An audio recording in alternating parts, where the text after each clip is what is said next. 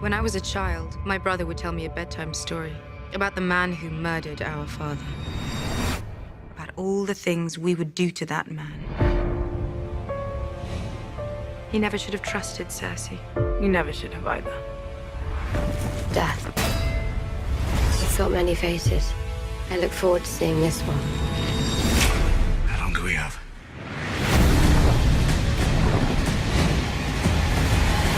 Before the sun comes up tomorrow.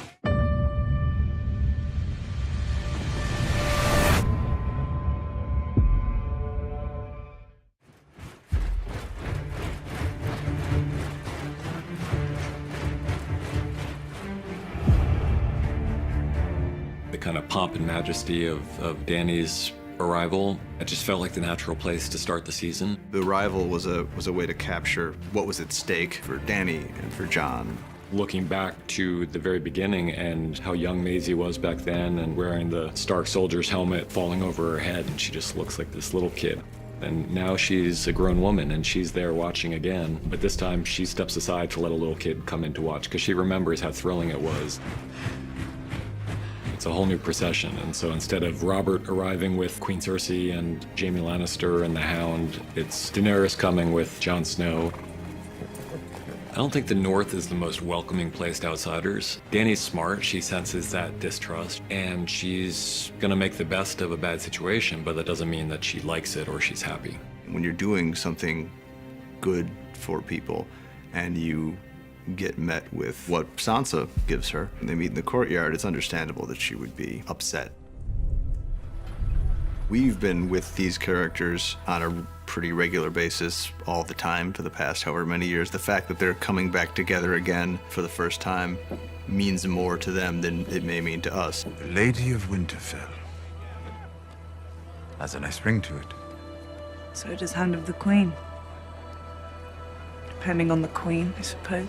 I think that if Tyrion were to have shown up on his own to Winterfell, he would have gotten a much different reception from Sansa than he did coming as the Hand of the Queen, Daenerys Targaryen. There's also the specific thing that happens in that scene, which is Tyrion has told everybody that the Lannisters are coming to join the cause, and it's amazing to her that this person she thought was so smart would ever take Cersei at her word on something like that. I used to think you were the cleverest man alive. How did you survive a knife through the heart? I didn't. Jon Snow and Arya are two of the most important characters in the story, and they love each other very deeply.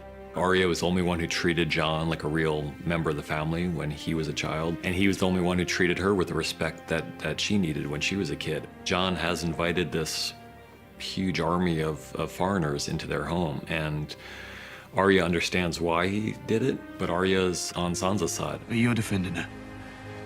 I'm defending our family. So is she. I'm her family too. Don't forget that. Blood is definitely thicker than water when it comes to Starks. Go on. I don't know how to ride a dragon. Nobody does, until they ride a dragon. No one's ever ridden a dragon except for Dany. Only Targaryens can ride dragons, and that should be a sign for Jon. Jon's not always the quickest on the uptick, but eventually he gets there. We wanted to kind of re-anchor their relationship. It seemed important for it to involve the dragons, since the dragons play such an important role. It's a major thing for her when she sees they have some kind of connection to him. They allow him to be around them. And when he flies up with her and shows her where he used to hunt as a kid, I think she falls even farther in love with him.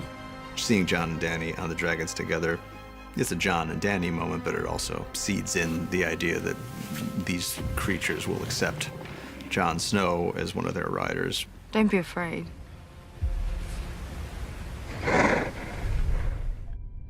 One of the challenges, but also one of the exciting things about this episode, this whole season, is bringing together characters who have never met. Sam has long been one of the more important characters in this story, but he's never seen Queen Daenerys, and yet they're connected by various threads. The obvious one, which we know from the beginning of the scene, is Jorah. Sam saved him, and so Jorah owes Sam this great debt. What none of them realize until midway through the scene is that they have another horrible connection. There are all these things that you know about those characters that the other characters don't know, and some of them are very important. Dany murdered Samwell's father and brother. That's a really complicated thing for Sam because he had a really fraught relationship with his father. You know, Sam's older brother was not a bad person and died really quite bravely, standing by his father's side. John Bradley did an excellent job.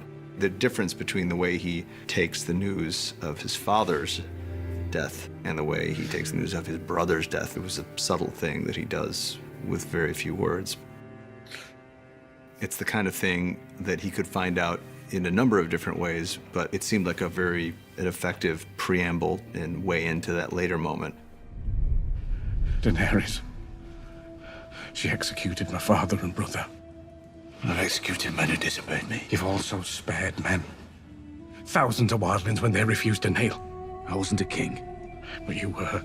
The fact that John's real parents were who John's real parents were is not news to us at this point, but what we don't know is the way that John is going to take this. How's the explosion going to look? Sam, as a brother of the Night's Watch, and John are more brothers than Bran and John ever really were. He knows it's going to hurt John, and it's going to shatter his whole worldview. For all they know, the Army of the Dead could attack the next day, and someone has to tell John before that. He's being told something that he both knows is true and can't handle. So he tries to throw things in front of it to prevent him from having to deal with the truth of what he's being told. The thing he throws in front of it here is the fact that it means his father was lying to him his whole life. You've never been a bastard. You are true heir to the Iron Throne. The truth that Samwell tells John is probably the most incendiary fact in the entire world of the show.